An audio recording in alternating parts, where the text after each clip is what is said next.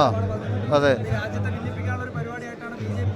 അതായത് രാമക്ഷേത്രത്തിന് ആരും എതിരല്ല.